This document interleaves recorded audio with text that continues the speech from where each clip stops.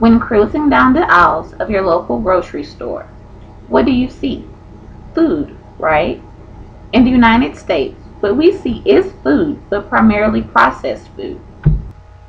There are two categories of foods: fresh foods and processed foods. Processed foods make up 70% of the U.S. diet. But what exactly constitutes a processed food? And are they really that much of a big deal? Processed foods contain manufactured ingredients that are used for a wide range of purposes. These manufactured ingredients include preservatives used to prevent the growth of bacteria and increase shelf life, flavorings which enhance the taste of products, coloring agents which help improve the product's appearance, and many other additives which play a vital role in making products more appealing to consumers. Processed foods have often gone through so many steps in their production that the final product has little or no nutritional value. The heating and cooling processes involved in the manufacturing of foods damages essential nutrients. For optimal health, our diet should consist of primarily fresh foods because they can help reduce the risk of heart disease, diabetes, and some forms of cancer. In contrast to processed foods, fresh foods are taken directly from their source, be it plant or animal, and contain all of their original nutrients. Fresh foods include fruit, vegetables, whole grains, whole meat parts, and whole milk. Fresh foods are grown on farms, in orchards, gardens, or greenhouses, and are unprocessed, unrefined, and have a shorter shelf life. These foods are full of vitamins, minerals, antioxidants, and fiber.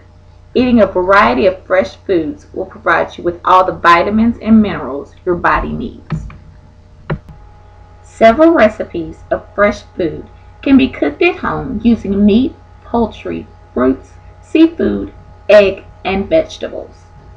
The advantages of having fresh cooked meals instead of having processed meals is that fresh cooked meals retain flavor and taste better, contain nutrients not lost by processing, contains naturally occurring vitamins and minerals, does not contain flavoring, preservatives, and additives.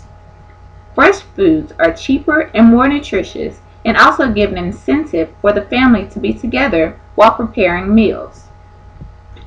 On the other hand, fresh meals preparation can be time consuming and need to be stored and handled properly to prevent contamination. Fresh salads and vegetables have to be consumed within a short time due to high water content and reaction with the air. Poultry and meat products need extra attention while cooking and handling, as they can get spoiled easily due to short shelf life. This is a 14-year-old hamburger. In 1999, David Whipple of Utah purchased a McDonald's hamburger and put it into a coat pocket. He wanted to demonstrate enzymes in the breakdown in food. 2 years later, he found the hamburger and was surprised that it still looked new. David forgot about the hamburger until 6 years later when he wanted to donate some coats to Goodwill. To the surprise of him and his wife, the burger was still intact and looked relatively new. The world's oldest hamburger is the perfect example of processed food, the breakdown of this food, and should we put food into our body that mold, bugs, and bacteria won't touch?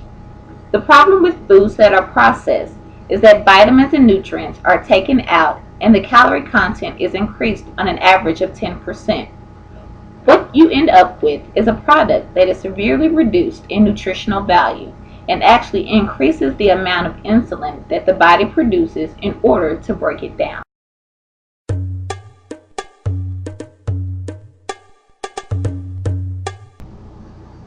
People who eat processed foods are more likely to develop cancers such as colon cancer, pancreatic cancer, and breast cancer in women.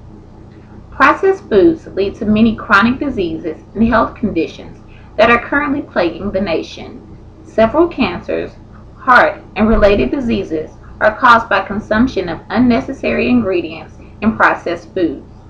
Also, people who eat fast food and processed foods are more prone to obesity.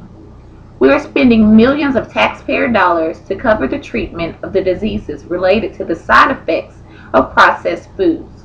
Sadly, there are very few laws to protect the consumer from the side effects of the ingredients of processed foods.